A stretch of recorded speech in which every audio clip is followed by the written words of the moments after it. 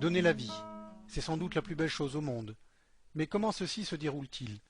C'est l'objet de cette animation qui va nous permettre de comprendre la physiologie, c'est-à-dire le mécanisme de la reproduction humaine. Tout d'abord, approchons-nous de l'appareil sexuel et génital de l'homme.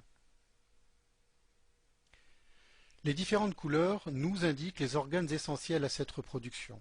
En jaune, les conduits qui transportent le sperme, c'est-à-dire le liquide qui contient les spermatozoïdes, et ceci à partir des testicules en rose, jusqu'aux glandes séminales en bleu. Ce sont de petits sacs situés au-dessus de la prostate en marron et qui permettent de mettre en réserve les spermatozoïdes avant leur émission par l'urètre. Introduisons-nous à l'intérieur d'un testicule. Le testicule contient des canalicules en violet foncé. Ce sont les tubes séminifères où sont élaborés les spermatozoïdes. Ces tubes sont réunis en un réseau de canaux, le rététestis. Ils transportent les spermatozoïdes jusqu'à l'épididyme qui emmagasine ces spermatozoïdes, puis jusqu'aux vésicules séminales et l'urètre. Approchons-nous de ces tubes séminifères qui contiennent les cellules de Sertoli.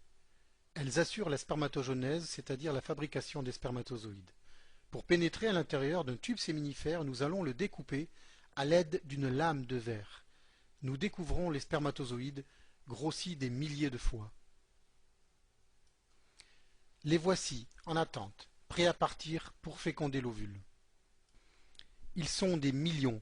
Ici, nous en voyons seulement quelques centaines. Un très grand nombre d'entre eux sont prêts et disposés à voyager à travers les canaux que nous avons vus précédemment en couleur jaune, les voies spermatiques. Ce voyage